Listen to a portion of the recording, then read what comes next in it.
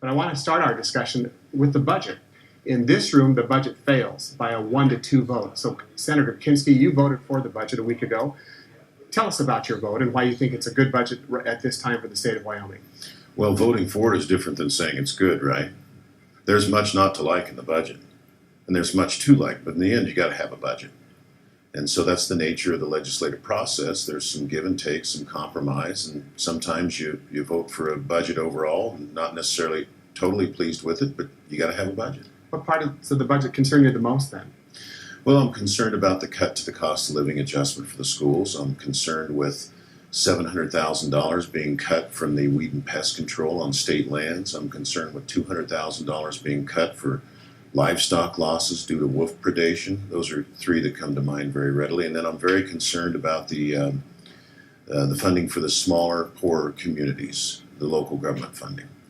Do we all agree that this budget will be cut even more in the next biennium, more likely than not? And are you concerned about that with the cuts that you still have to make, Senator Kinskey? Unless there's a dramatic turnaround in mineral prices, we're just getting started. So you can take, for instance, the Craig report, which is the forecast of state revenues. They stated, as bleak as it is, they stated at the beginning, we're actually more pessimistic than this says, because as they were writing it, prices kept going down and down and down. And if you go through the report, even the bleak forecast assumes that natural gas is going to go to $2.75 this year and to $3.40 by 2020. Might be realistic. It assumes that oil is going to go to $40 and to $55 by 2020. Could happen, but then again, so far all the evidence is it's going the wrong way and may stay there for a while. But what does it mean to have an equitable tax structure in Wyoming, and is Wyoming's tax structure equitable now? People talk about equity like it's clear what it means to everybody. In my experience, when people start talking about equity, it usually means a horrifically inefficient tax code, because efficiency is equally as important.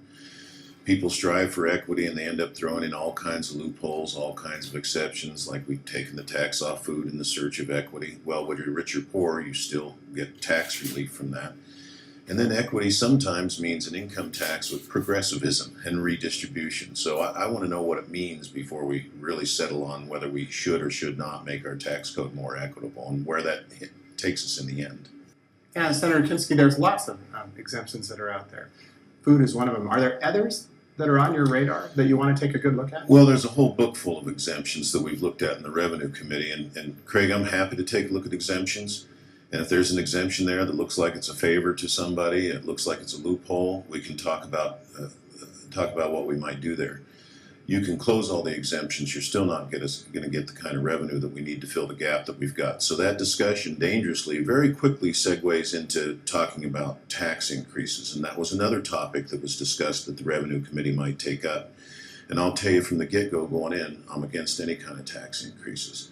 And the reason is, that talk is so premature because government has grown so much over the last 15 years. We've got to look at reducing the size and the growth of government first. And when you start talking about tax relief, it takes the heat off to really do what needs to be done. And if you think about it, if this is your income statement, if you increase your revenue, it's got to go down through all your expenses. Maybe you get a dime out at the bottom. But if you cut expenses, that's dollar for dollar savings. That's our first resort, and increases are our last resort. Let me talk about a tax that a lot of people avoid even though they're supposed to pay, and that's by purchasing things online. If you and I are like a majority of Americans, the chances are, the statistics say, we ordered online instead of going to our local store to buy our gifts for Christmas. And therefore, in a large part, avoided paying sales tax. What are your thoughts on closing that loophole? Well, it takes national legislation, and Senator Enzi has a bill that continually keeps getting stalled out to say we're going to tax internet sales. And you're seeing cracks begin to appear where Amazon has finally conceded in some states they'll start paying sales tax. I think it's just a matter of time. Not only is it a loss of tax revenue to localities, but the biggest thing is that represents so many lost sales for our hometown merchants. And the multiplier effect of losing those sales is arguably far greater than the loss of the tax revenue. That's the biggest concern to me. We're not supporting our local businesses every time we go online. Your committee has also worked on a bill that's allowed, or will allow, the state treasurer's office to allow municipalities to invest perhaps a little bit differently. than they have in the past and get a little bit of a greater return. Your committee work over the interim, you discussion about Lake DeSchmidt, which is in your neck of the woods, Senator Kinskey, kind of fostered this a little bit. They could not invest and get a return, they thought. Is that accurate? That's accurate. First, let me back up a little bit. I want to be clear. This does not take away the power of any board, town, or county to go ahead and put their monies out for bid to local banks. I did that all the time when I was mayor of Sheridan, and we put that up against YStar to compare our rates of return. First, we want to support hometown businesses. And generally, did you find that YStar provided a greater rate of return? Sometimes yes, sometimes no. It depended on the interest rates in the market and how cheaply or how expensive it was for the banks to go out and buy money, and then they have to post an equivalent amount of T-bills to secure it. So it varied. Sometimes the banks could come through. Sometimes it was just close enough that we'd go ahead and default in favor of the local institutions. In the case of Lake DeSchmidt, it's not unique in that if you think of yourself, were you treasurer in any county, you would have the ability to track disbursements and track revenues and so forth. But for buying bonds, do you buy a 10-year T-bill, a 30-year T-bill? Do you buy a debenture, whatever a debenture is?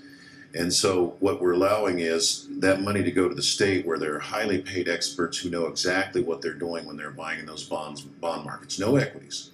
So in the case of Lake DeSchmidt, it allows them to take their return from, I think it's 0.2% to 2.5%. Well, it's a huge increase. That increase alone is enough to make the fund for Lake DeSchmidt self-sustaining. So that's a good deal. I want to talk about the Madden Amendment for just a moment, and it's the concept of how money should be distributed to cities, towns, and counties. There's been a lot of discussion in the Senate now. I believe the bill stands where counties will take advantage of this redistribution using power equalization and cities will not. What are your thoughts on that?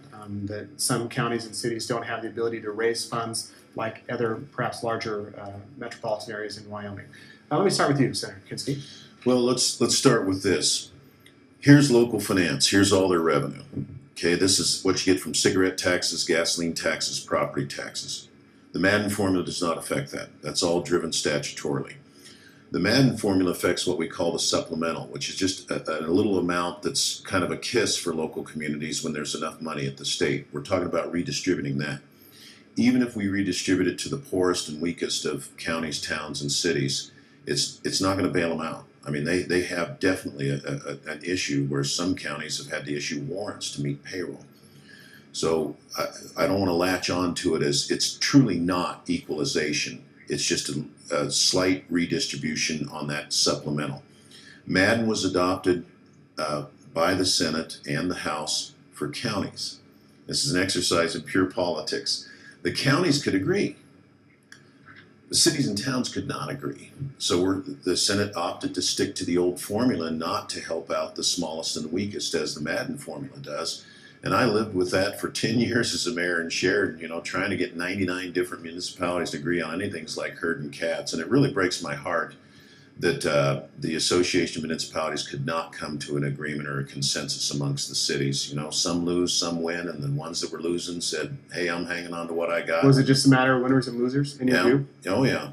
There's some people who are doing, some towns and cities do very, very well, and they looked at what they were going to lose, and they said, no thanks, pal. And so game over. Last issue I want to discuss with you today is the Craig Light group that might take a look at tax exemptions. Most believe should operate in an open way. But there's been criticism about how the Consensus Revenue Estimating Group works in secret, if you will, to produce their reports. The thought is that the input that they would receive would not be as genuinely given if it were in public. Should the Craig debates be in public, or is the way it works now a good way to go in keeping them separate and now, if legislation passes, free from open meetings and public records laws? Senator Kinskey, let me start with you. Well, open meetings applies to elected bodies. It's not an elected body. It's a deliberative process of an agency of state government. I suppose you could open it up. My concern is they might open up portions of it, but let's remember, we're asking oil companies, coal companies, gas companies to come in and bear all. I mean, they're telling where they think the market's going. That's the kind of stuff that moves markets. I mean, you have a coal company in and give you a pessimistic forecast. Next thing you know, something's happening on the New York Stock Exchange. Then they're being sued for stock fraud. You just can't do that. If you're gonna, it's a trade secret, and there is exemption. As you know, Craig, in state law for trade secrets and confidential financial information. I think that portion should be confidential. The rest of it, you know, if the media wants to go, I'd say have at her.